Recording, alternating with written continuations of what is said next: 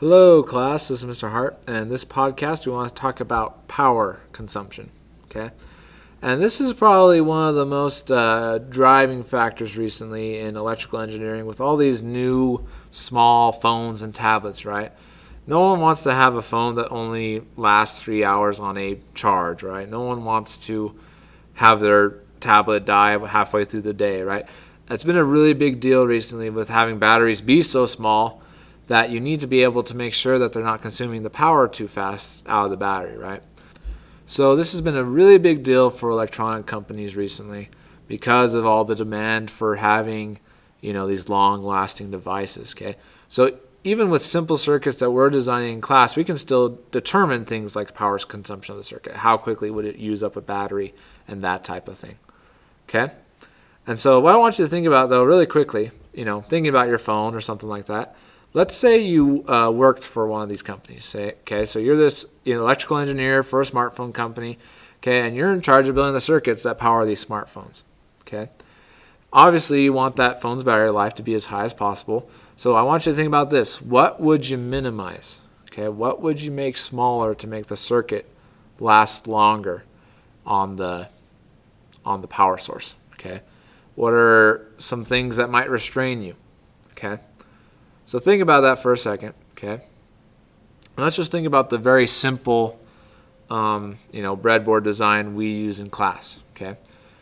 So obviously, one of the things you're going to want to minimize is current, right? Because if current's going faster, right, then it means it's using up that power faster, right? It's using up energy faster, okay? The power's higher, power consumption's higher, okay? So one thing you're probably going to want to minimize is current. Okay. Also, you're going to want to try and minimize maybe like the voltage on the circuit. Maybe you want to make sure the resistance isn't too high so that you're not losing energy to heat, right? Those types of things are all going to affect power consumption. Okay, but also keep in mind, why don't they just make super small currents, small voltages and things like that? Okay, but keep in mind your restraints are you still have to be able to run the device, right? The current can't be so low that it can't power your phone screen, for example, right? Still got to be able to power the LED screen, still got to power all these devices inside of it, okay? So that's what they keep trying to minimize. They try and minimize how much power is needed or how much current is needed to run the very devices in your phone, the very small devices in your phone, okay? So anyway, it's just kind of a interesting thing to think about as they're designing these phones as they get smaller and smaller, right? Even just like my phone, I'm still amazed how thin these things are, okay? And they can run for hours because they have such small currents going through them, okay? But anyways, if we're trying to calculate this, it comes down to just two simple quantities in a circuit, okay, when all is said and done, okay? The power consumption, basically, it's just the power, but really most people think in terms of power consumption, how quickly it's eating away the energy stored in a battery, is equal to the current times the voltage. Okay, so power is equal to current times voltage. Okay, and that's the voltage across the circuit. Okay, so you can calculate this for the whole circuit, or you can calculate it for a single component or like a single resistor if you want to, and see how much each component is eating up. Okay. And they do that for phones a lot. How much is each device using? Okay, you've probably seen they have like power saver modes on your phone. Okay, what they do is they'll shut off certain components that are using up more power than the other ones. Okay, but anyways, that's the idea. Okay, and obviously the smaller the power consumption, the longer the battery life of this circuit or the electronic device. Alrighty, so let's just try a simple problem. Okay, so a circuit runs at 20 milliamps and uses a 1.5 volt battery. What is the power consumption of the circuit? Okay, so first of all, we identify the current. Okay, so the current's 20 milliamps, and again, you want to make sure you're in just standard SI, so it's 0.020 amps. Sorry, 0.020 amps. The voltage is 1.5 volts. Okay, so if power consumption is I times V. So we times that out on the calculator. and we get that that is 0.03. And then remember, the units for power is always in watts. Okay, so 0.03 watts of power. Okay, I'm not going to go through the time to show how the units cancel out on that, but anytime you have a current times the voltage, you end up with watts. Okay, so 0.03 watts of power is being used. Now, keep in mind, that's a pretty low power consumption or energy consumption, because think about like a 60-watt light bulb. Okay, that's using 60 joules of energy every second. This is only using 0.03. So you can kind of see and understand why these smaller circuits can last a long time. Okay, I think about those like little keychain pets that used to be really big toys a couple of years ago. Actually, it's been longer than that, maybe 10 years ago, maybe even 15. But those little toys that had little LCD screens, they would raise like little animals and pets on them, right?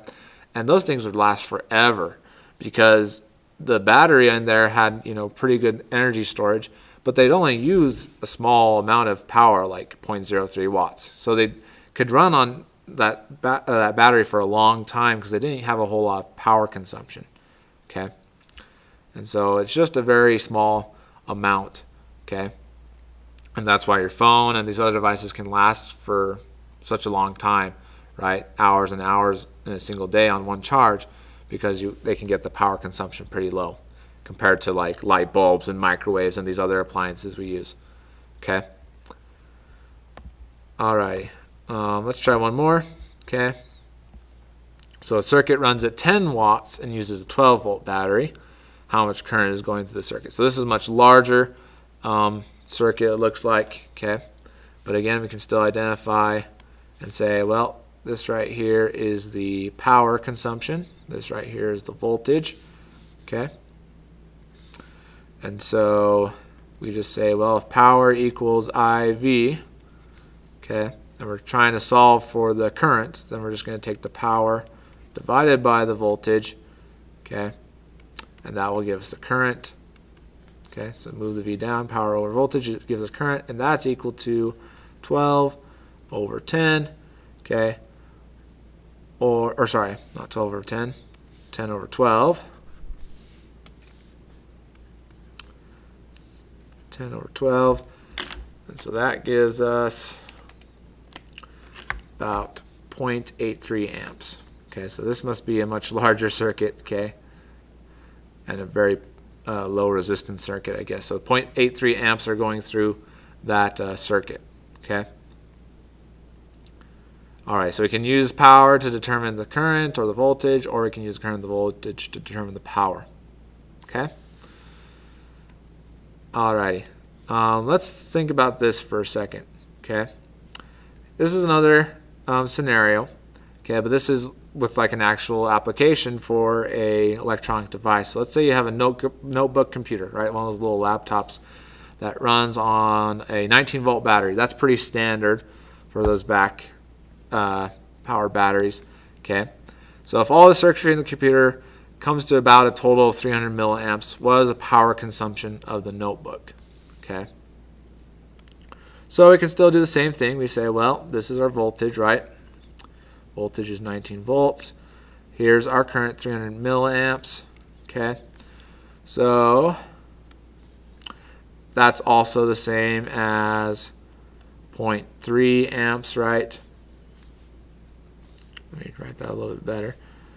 0.3 amps. Okay. So we just say power equals I times V, which in this case is 0.3 times 19. And we get that the power consumption is about 5.7 watts. Okay. So that's the power usage on this battery. Okay, so 5.7 watts or 5.7 joules per second. Okay, so if the battery stores about 80,000 joules, how long will the computer run? Okay, so now you have to think back, go way back to the energy unit for this class, and you remember that power equals energy over time. Okay, or another way of writing that is that the time equals the energy divided by the power. Okay. So in this case, that would be 80,000 over 5.7. And that gives us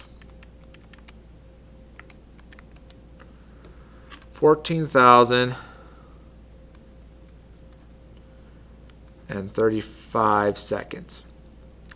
So that's how long the notebook computer could stay on based on the scenario. Now, obviously, we're making some assumptions, and we're assuming that the current is consistent, which it's not. It depends on what you're running.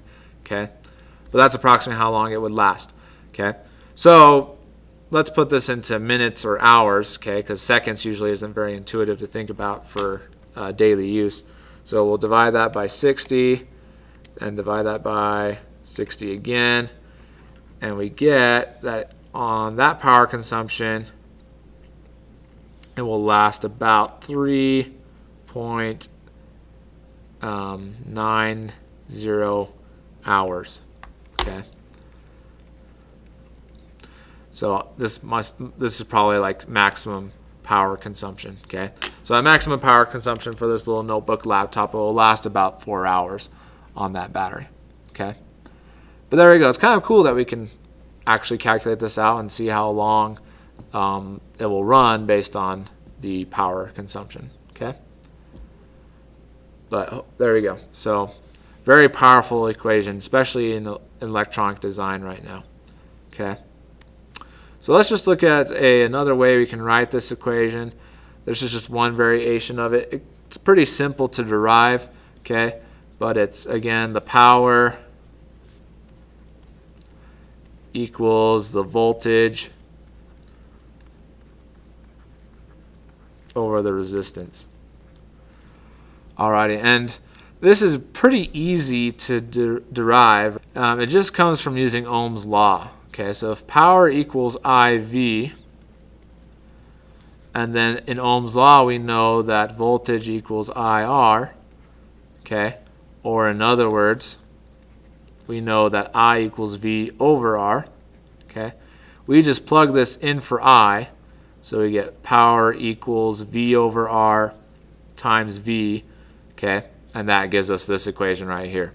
Okay, V squared over R. So it literally comes just from plugging in Ohm's law once into the power equation. But it's just another useful version that you'll see a lot.